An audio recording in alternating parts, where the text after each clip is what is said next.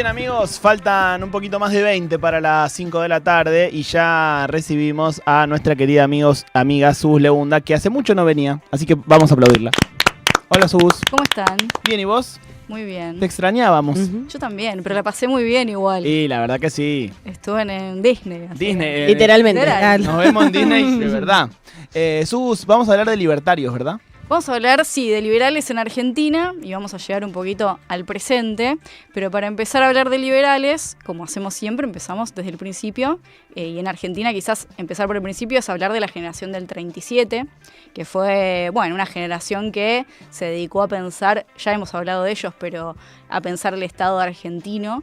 Y lo interesante es que nosotros vamos a hablar por lo menos porque hay muchas cosas que decir de los liberales y si nos ponemos a hablar de todas las cuestiones económicas, filosóficas, nos vamos a ir a la mierda.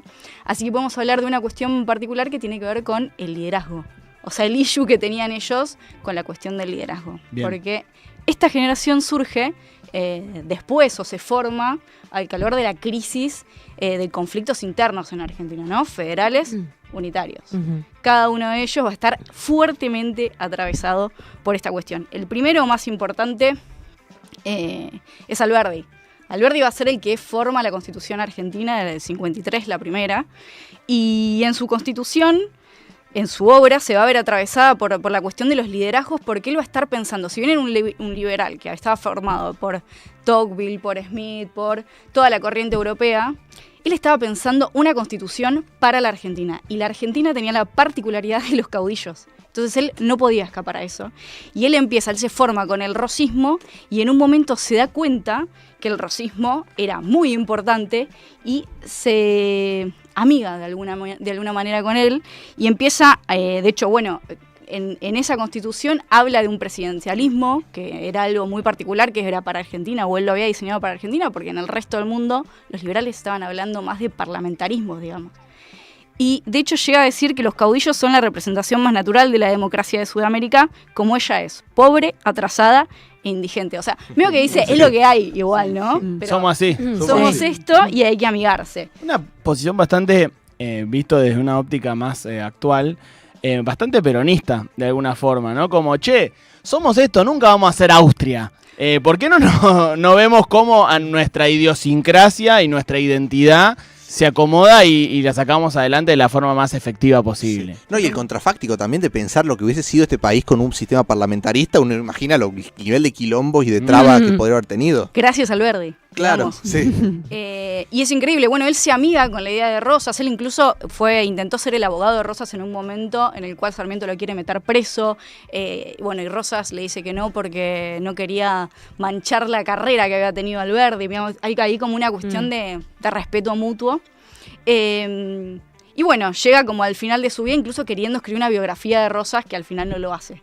Y después vamos a tener a otro, que va a ser quizás el más importante dentro del ámbito de las letras, que es Sarmiento, que va a escribir, que si bien no va a estar tan marcado por la figura de Rosas, pensemos que él es una persona del interior. Él va a estar marcado por la presencia de otros caudillos como, bueno, Facundo Quiroga. Él escribe El Facundo, que es esta obra, que es, bueno, la fundante de la literatura argentina, y todo el tiempo lo que le va a hacer, es una obra increíble, ¿no? En ese desarrollo donde, bueno, plantea la dicotomía civilización y barbarie, le va mostrando al mundo que era esto que había en Argentina y que había que destronar, a diferencia de Alberdi, que quería, bueno, integrarlo. Sarmiento no, era un carricero. Sarmiento directamente quería aniquilarlos y esa es, bueno, la contradicción que tiene con Alberdi. Él tiene una fuerte interna que la termina ganando Sarmiento por un lado y después la última figura que vamos a ver hoy, que es la de Mitre, que es el fundador oficial de la historia argentina, ¿no? El que empieza a escribir la historia y que es lo que hoy en día, hoy quizás ya no, porque después apareció el revisionismo y un montón de cosas, pero que en los colegios leemos la historia que él marcó de alguna manera. De hecho, las primeras bases fundacionales, no sé, 1810, 1816, o incluso hay gente que estudió, me contaba el otro día un compañero que habían estudiado en la escuela, la batalla de Caseros como la iniciación de la Argentina, digamos. Bueno, la derrota de Rosas. Y eso también tiene que ver con la línea que escribió Mitre. Y lo más interesante es que Mitre la tenía muy adentro a Rosas. Mitre desde muy chiquito al caudillaje, en realidad, y al odio, porque era un vínculo familiar que había entre la familia Mitre y la familia Rosas. Mitre era un pequeño niño que le gustaba mucho, era un nerd, digamos, le gustaba escribir, le gustaba leer, y a su familia eso le daba medio cringe, era como el pibe, el nerd de la astrolo, claro. Astrolo total. Y lo mandaban a la casa de Rosas, en este caso a la casa del hermano de Rosas, a Gervasio de Rosas, para que lo curta. Que lo haga hombre, digamos. Lo haga hombre. Y eso era terrible. Bueno, hay una carta que está en el Museo Nacional, creo, en el Museo Nacional de Historia, que está ahí en San Telmo, en el cual era terrible, porque Gervasio le devuelve al padre Mitre a su hijo y le dice: le devuelvo a este caballerito que no sirve ni nunca servirá para nada, porque cada vez que encuentra una sombra se sienta a leer. Imagínate, el chabón los quería hacer verga. O sea, dice, yo con mi pluma y con mi arma los voy a destruir, y a eso dedicó su vida. Pero lo más interesante es que todos van a estar como atravesados por esta dicotomía, porque en una ocasión Rosas, Juan Manuel de Rosas, salva a Mitre de morir. Parece que en estas vacaciones que pasaba Mitre y Bartolomé en la casa de los Rosas, una vez lo mandan a cruzar al Saladillo, y el Saladillo estaba en crecida, Gervasio lo manda, y Rosas, Juan Manuel lo encuentra y le salva la vida. Entonces Mitre toda su vida en su escritorio va a tener un busto de Rosas por haber sido el hombre que le salvó la vida.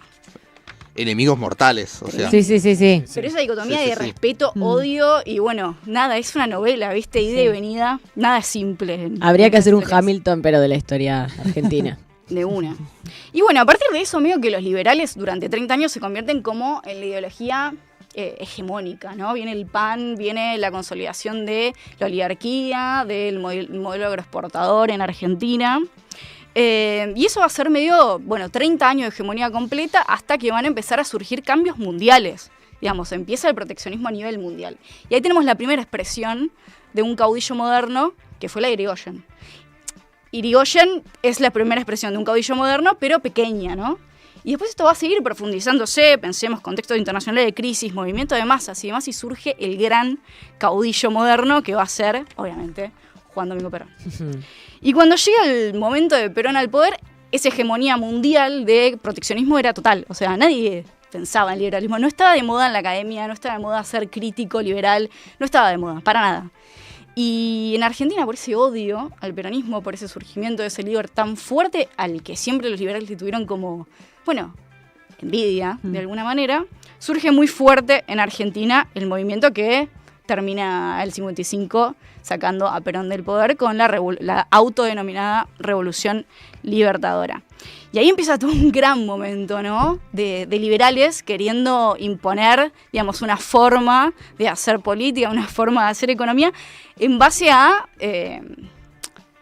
golpe de Estado, ¿no? Siento, quizás me equivoco, pero que esa ya es una generación más degradada intelectualmente de liberales, ¿no? Como que los liberales de esta primera generación que contaste hace un rato, tenían que ver también con gente más intelectual, con una idea de país. Siento que los liberales del 55 eran más unos salvajes hijos de puta, por Había de decirlo todo, mal y Tenían pronto. buenos intelectuales ellos. Okay. De hecho, se dedicaban a leer la historia internacional, leían a Lenin, las bibliotecas de los gorilas eran completa, digamos. Cuando llegaron al 76 a hacer lo que hicieron, estaban bastante formaditos, digamos. Mira. Pero siempre que sostuvieron como esta forma de construir política, que es medio el meme, tipo, ellos en realidad querían democracia, ¿no? Pero estos negros no saben a quién votar, no saben nada del goce. Sí. Entonces, sus intentos de poner, no sé, un chabón de la UCR, era como, este tipo no hay liderazgo ahí. Claro. Y quizás lo más interesante es que en esos momentos donde se aplica la política económica liberal, fueron de la mano de personajes que todo el tiempo quisieron, dejar de pelearse tanto con la figura de Perón y de alguna manera o encarnarla o traerla de vuelta. Está Krieger Bacena, que es el economista, el ministro de Onganía. De Onganía y de Aramburu, Sí. de los dos, pero durante el onganiato tuvo todo ese proceso que termina en el Rodrigazo, y ahí en ese momento, claro, estaba Onganía, y Onganía era un chabón que quería ser Perón. Era un azul dentro de las discusiones, dentro de los militares, estaban los azules y los colorados colorados querían matarlos a todos, con Perón nada, y él decía, no, hay que hacer un peronismo sin Perón. bueno, esa envidia, ¿no? Esa envidia constante, después viene Videla y demás con Martínez Dios, hay todo un proceso muy oscuro donde obviamente sigue el liberalismo y llegamos a la democracia, más pura para poder llegar, pero acá hay nadie te corre no, eso. ya sé, pero yo me tengo que ir Y acá llega un momento distinto, ¿no? Siempre tuvimos a los liberales queriendo, bueno, hacer de alguna manera, poner de alguna manera un gobierno por encima de lo que las grandes mayorías decidían, pero bueno, hoy en día eso es quizás un poco más difícil y le llega el momento donde hay un proceso internacional donde se empieza a discutir nuevamente el liberalismo, estamos hablando de los 90, muy fuertemente y encuentra de alguna manera un cauce natural en un líder natural por dentro del peronismo que fue Menem. Hay muchas discusiones si Menem fue o no un liberal, Menem tenía mucho gasto público, pero sí tenía medidas de corte completamente liberales, pero bueno, fue el primer momento donde se encuentran dos cosas completamente extrañas hasta ese momento, que es que, bueno, quizás la nueva forma que tiene el liberalismo de encontrar una beta de poder o meterse dentro de la institución de poder. De hecho, durante muchos años es como que esa pelota se la tiraban unos a otros, como no, Menem no fue peronista, era liberal, y los liberales, no, bueno, Menem era peronista, y ahora veo que los dos se lo quieren apropiar de alguna forma, como que ahora que llegó el revisionismo menemista, o la reivindicación menemista desde algunos lugares, es como que ahora lo reivindican los liberales, lo reivindican muchos peronistas, ¿no? Hay un cambio de eso. Sí, yo no sé cómo lo ven ustedes, yo siento que es quizás algo que, bueno, él fue un caudillo, indudablemente, fue una figura completamente virtuosa en términos de liderazgo y demás, pero bueno, estaba atravesado también por lo que estaba pasando a nivel mundial y él tiene al principio un intento más cercano a lo que es un proteccionismo hasta que, bueno, agarró agarró la teoría por otro lado y terminó haciendo lo que terminó haciendo. Esto se daba a nivel mundial. Cardoso en Brasil es un ejemplo también importante, pero bueno, en parte yo creo que es un líder que hay que reivindicar de alguna manera, por lo menos en términos de la importancia que tiene que las cosas se encaucen democráticamente. Si hay una corriente liberal que quiere de alguna manera hacerse el poder, que sea con líderes propios, digamos, que puedan llegar con los votos de la gente. Esta postura desde el peronismo es nueva, porque, digo, si viste que estas extensiones de la marcha que se hacen, dice, resistimos en los 90 y volvimos en el 2003, como si, o sea, poniéndose en oposición a ese peronismo de alguna forma. Sí, pasa que bueno, es difícil también lo que terminó dando el liberalismo de esa época, lo que fue también, qué sé yo, los derivados, la UCR después, el 2001, como hacerse carne y reivindicar esos procesos son difíciles, pero muchas veces también es necesario como para saldarlo históricamente, sí, ¿no? Desde el peronismo muchas veces se dice que le vas a regalar, ¿no?, las figuras a los otros, bueno, es difícil, son discusiones que están abiertas. Lo interesante es esto de que siempre surgen como desde el anti, ¿no? Hoy en día hay una nueva oleada dentro del liberalismo y surge también desde ese proceso anti, ¿no? Esta oleada sí, más bruta. Esta oleada sí puede ser más bruta, definitivamente. Esta son muy brutos muchos. Sí. O sea, obviamente habrán sus intelectuales, sus cuadros, pero en términos generales es... Pero incluso sus intelectuales, digo, sí.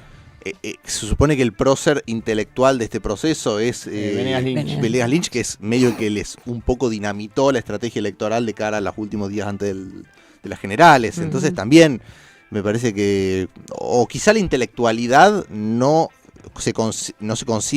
coincide mucho o no va muy de la mano con la estrategia electoral, pero... No, y con mucha vagancia de historizar también, ¿no? Como, nunca Argentina estuvo tan mal. Decís, bueno, capaz deberías leer dos cosas más antes que decir la eso, verdad, ¿no? Es que ninguno de los intelectuales liberales nunca fueron muy seductores, digamos. Ninguno es ninguno. A ver, si no hubiesen ganado elecciones, no lo hizo ninguno. Tenían que poner un radical medio pelo para ver qué pasaba, pero bueno, ellos nunca lo pudieron hacer de esa manera. Lo encontraron como de alguna manera, un caudal que fue hacia una figura con el menemismo, y ahora Milei es una figura también un poco extraña. Yo creo y acá hay todo un debate, o quizás algo, a ver ustedes cómo la ven y demás, o cómo la ve la gente en su casa, pero que quizás el candidato más natural para un liberalismo que no sea, que sea democrático, es Massa. Sí, Es totalmente. De hecho, liberalismo. viene del liberalismo. Totalmente. Exacto, viene de la UCD. Eso estaba pensando, ¿qué pasa si de repente el liberal está entre nosotros? Y bueno, Y sí. pueden pasar. Puede pasar. De hecho, bueno, el peronismo es parte de, ¿no? Tiene muchas corrientes internas que son más cercanas al liberalismo. Sí, sí. Bien, Sus, entiendo que te tenés que ir. Tengo que irme, pero me apuré más de lo que veía. Siempre no. me pasa. Siempre manejo mal los tiempos. Me Bueno. tenés que ayudar, Marquitos. Enseñame. Bueno, ese es el oficio. Es el oficio. No, igual te esperamos para que vengas más seguido, que te extrañamos. Sus Leunda, encuentran su podcast Argentina Issues en Spotify.